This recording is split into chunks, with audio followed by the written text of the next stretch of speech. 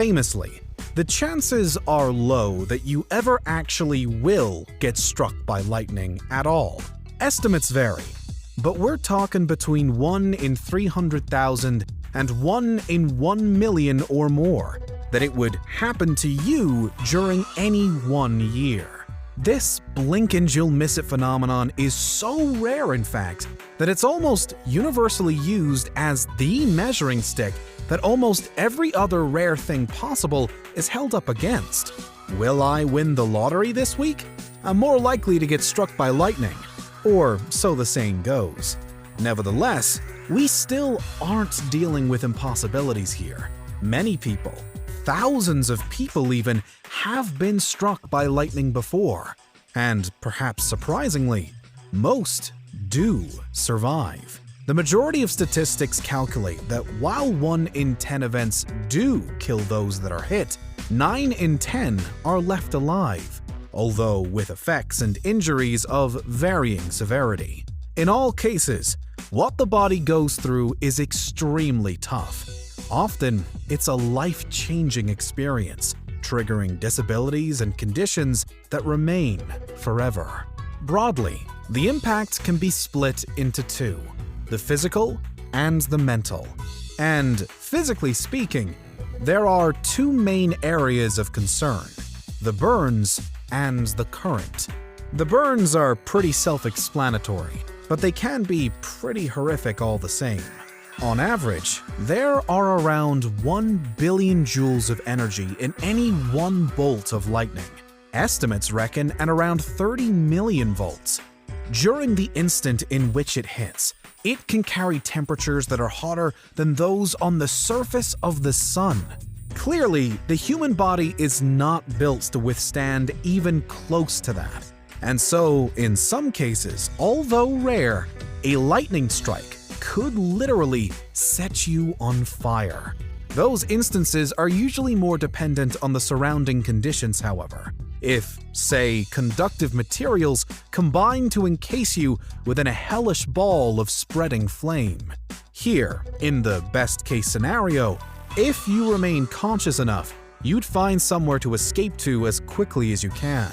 In the worst case, it's a death not unlike being tossed into a volcano. As more people survive lightning strikes than succumb to them, however, it's not as though all events are quite so extreme. In fact, no one event is the same as another, as so many depends on the specific circumstances, including, again, the surrounding environment, but also what the person is wearing, how exactly the electricity passes through them, and what happens immediately afterwards. More often than not, it isn't straight up fire and explosions. There just isn't enough time for that, with the electricity passing through in milliseconds. In some cases, it can even be difficult to recognize that a person has been struck by lightning at all. But in all cases, identifying what happened is key, in the short and long term. In general, if you want to live and recover, you need to find help fast. But that's incredibly difficult to do if, say, your own skin is literally blistering away, or if you're out cold and actually completely unaware of what's just happened to you, or if the experience has understandably left you dazed and unsure. Indeed, when the worst does happen and a victim does die, it's sometimes in part because they're struck by lightning in an isolated location, perhaps across a wide-open rural and sparsely populated landscape. Under those conditions, they often just can't get to where they need to be. Upon finding help, or upon being found, however, you better hope that whoever it is you've crossed paths with knows their stuff. First off, and even without immediately obvious burns, there could be telltale signs all over your body. Specified lightning burns can set in within a few minutes or, more commonly, a few hours. These are a spreading, almost network of thin red lines branching across the skin. What they actually reveal are the burst capillaries underneath the skin. ruptured by the lightning itself. But more than anything else, they're an iconic, immediately identifiable symptom of being struck by lightning. Crucially, all official guidelines recommend that it is safe to approach and touch someone who has just suffered a lightning strike, even a direct hit. The human body does not store electrical charge, so the power of the bolt will have passed through. If the person is found to be without a pulse, then CPR should be started immediately, according to the US Centers for Disease Control and Prevention. And here we move on to the other key factor as to how a lightning strike plays out, how the current within passes through your body.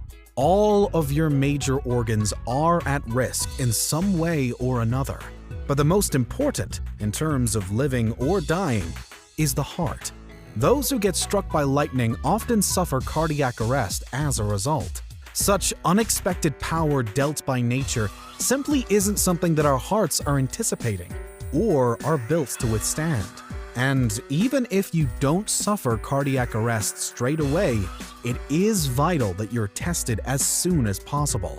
Your heart may not have stopped completely, but it's possible, even likely, that your body will display tremors, murmurs, and fluctuations, all of which could cause more major issues at any moment.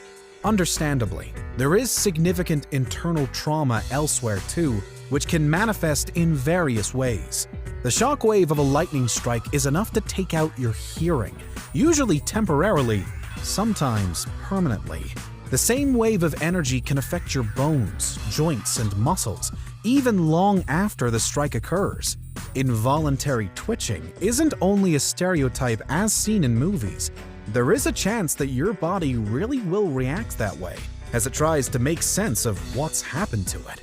There's pressure on your lungs, on your rib cage, your digestive system, your nervous system. Blurred vision is another potential knock-on effect, again, typically for a short while afterwards, but sometimes for longer or forever.